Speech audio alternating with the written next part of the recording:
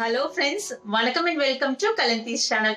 இன்னைக்கு கலந்தீஸ் சேனல்ல என்ன ரெசிபி அப்படின்னு பாத்தீங்கன்னா, இன்னைக்கு நம்ம பார்க்க போறது வந்து ஒரு லஞ்ச் காம்போ தான்.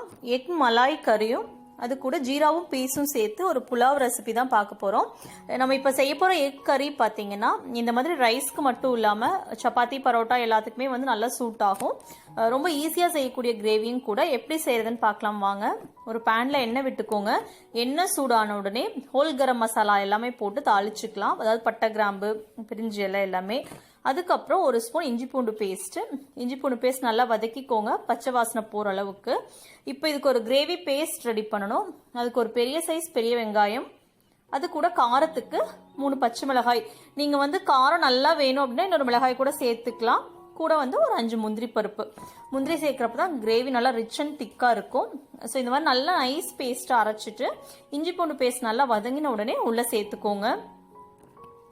கொஞ்ச நேரம் அந்த பச்சை வாசனை எல்லாம் போற அளவுக்கு வதக்கிட்டு ஆயில்ல, அதுக்கப்புறமா வந்து நம்ம தண்ணி சேர்த்துக்கலாம். இந்த பேஸ்ட்டை உள்ள போட்ட உடனே வந்து தண்ணி சேர்க்க வேண்டாம். அந்த பச்சை வாசனை எல்லாம் ஆனியனோட ஃப்ளேவர் மாறணும். நல்லா வதங்கின அப்புறமா ஒரு ஸ்பூன் கொரியாண்டர் பவுடர், அதுக்கப்புறமா கரம் மசாலா ஒரு 1/2 ஸ்பூன், அப்புறம் குமின் பவுடர் வந்து 1/2 ஸ்பூன். இது கூட வந்து இன்னும் காரம் வேணும் அப்படின்னா நம்ம ரெட் சில்லி பவுடர் ஆட் பண்ணலாம். நான் வந்து பச்சை மிளகாயே நல்லா காரமானதுங்கிறதுனால நான் சேர்க்கல. உங்களுக்கு வேணும்னா நீங்க தாராளமா சேர்த்துக்கலாம். இது கூட தண்ணி 1 கப். கொஞ்சம் நல்லா இந்த மசாலா பவுடர் சேர்த்ததுக்கு அப்புறம் கொஞ்ச நேரம் வதக்குங்க. மசாலா நல்லா கெட்டியான அப்புறமா உப்பு, மஞ்சள் தூள் வந்து தேவைன்னா சேர்த்துக்கலாம். நான் வந்து மஞ்சள் தூள் சேர்க்கல. கிரேவி இதே கலர்ல தான் இருக்கும். 2 எக் வேக வச்சு கட் பண்ணி வச்சிருக்கிறேன். அதை உள்ள போட்டுக்கோங்க. கொஞ்ச நேரம் அந்த மசாலால வந்து எக் வந்து நல்லா பெரட்டி எடுத்துக்கோங்க. அந்த உள்ள இறங்கட்டும் அந்த மசாலா ஃப்ளேவர். அதுக்கப்புறமா ஒரு 200 ml நான் வந்து ஃபுல் க்ரீம் மில்க் எடுத்திருக்கிறேன். இது வந்து நம்ம ஆல்ரெடி ஒரு ரெசிபி செஞ்சுருக்கோம். அதில் பார்த்தீங்கன்னா பாதி வந்து கோகனட் மில்க் எடுத்திருப்போம், பாதி வந்து கவு மில்க் எடுத்திருப்போம். இப்போ இங்கே பார்த்தீங்கன்னா நான் ஃபுல்லாகவே பசும்பால் தான் எடுத்திருக்கிறேன். நீங்கள் இது ஃபுல்லாகவே இந்த மில்கே வேண்டாம், பசும்பால் வேண்டாம் அப்படின்னா நீங்கள் கோகனட் மில்க் 200 ml சேர்த்துக்கலாம்.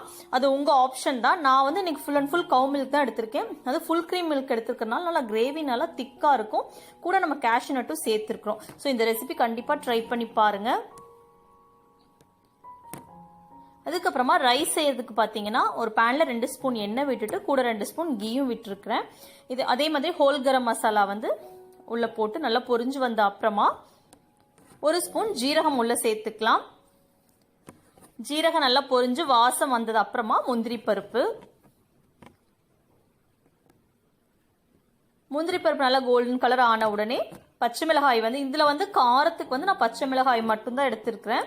பச்சை மிளகாய் வதங்கினதுக்கு அப்புறமா பெரிய வெங்காயம், ஒரு பெரிய வெங்காயம் நல்லா சன்னமா வெட்டி சேர்த்துக்கோங்க.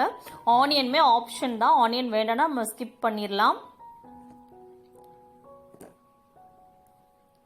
ஆனியன் நல்லா வதங்கின அப்புறமா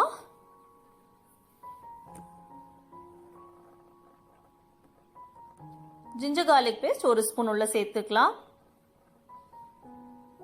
இப்போ பார்த்தீங்கன்னா கிரீன் பீஸ் வந்து நமக்கு ஃப்ரெஷ் கிரீன் பீஸ் சீசன். அப்போ நிறைய வந்து பீஸ் வச்சு நிறைய ரெசிபிஸ் நம்ம இப்போ செய்யலாம். நம்ம பேக்கெட்டில் வாங்குற கிரீன் பீஸ் பார்த்தீங்கன்னா நிறைய கலர் டிப் பண்ணி கொண்டு வருவாங்க. அவ்வளோ நல்லது இல்லை. ஃப்ரெஷ்ஷாக இந்த மாதிரி சீசனில் கிடைக்கிறப்ப நம்ம நிறைய ரெசிபிஸ் அதில் செய்யலாம். நல்லதும் கூட உடம்புக்கு. ஸோ பார்த்தீங்கன்னா ஒரு 200 கிராம் கிரீன் பீஸ் வந்து வாங்கிட்டு வந்து உரிச்சு கழுவி சுத்தம் பண்ணி வச்சிருக்கேன். அது உள்ள சேர்த்துக்கிறேன். ஆனியனோட சேர்த்து நல்லா வதக்கிக்கோங்க. கிரீன் பீஸ் ரொம்ப நேரம் வதக்கணும்னு அவசியம் இல்லை. ரைஸ் குக் ஆகிற கேப்ல அது வெந்துடும். நான் வந்து மைல்டு ஸ்பைசியா குழந்தைங்களுக்கு லஞ்ச் பாக்ஸ்க்கு ஏற்ற மாதிரி செஞ்சிருக்கேன். பெரியவங்க சாப்பிட்றப்ப இன்னும் கொஞ்சம் ஸ்பைசினஸ் நம்ம சேர்த்துக்கலாம்.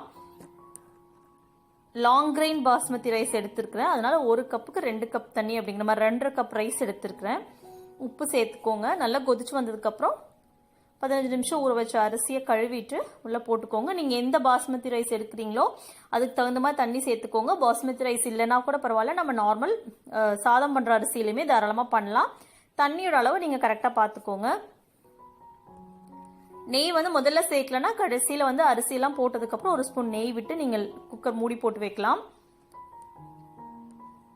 இது வந்து நான் விசிலே விடல, சிம்லேயே தான் வச்சு வேக வச்சிருக்கேன். அது வந்து அரிசி ரெகுலரா யூஸ் பண்றவங்களுக்கு எந்த அரிசி எவ்வளவு நேரம் குக் ஆனா போதும் அப்படிங்கிறது தெரியும். அதுக்கு தகுந்த மாதிரி நீங்க பாத்துக்கோங்க. அரிசி பாருங்க, சாதம் ஒன்னோட ஒன்று ஒட்டவே கிடையாது, உதிரி உதிரியா வந்திருக்கு. ஆனால் நல்லா சாஃப்டாகவும் குக் ஆயிருக்கு. ஸோ லாங் கிரைன் எடுத்துக்கிறப்போ இந்த மாதிரி சாதமும் நல்லா இருக்கும், ஒட்டாது. ஸோ இப்போ ரைஸும் ரெடி ஆயிடுச்சு. நம்ம ரைஸ்க்கும் அந்த கிரேவிக்கும் வந்து ரொம்ப சூப்பராக செட் ஆகும். கண்டிப்பாக இந்த ரெசிபி உங்கள் வீட்டில் ட்ரை பண்ணி பாருங்கள்.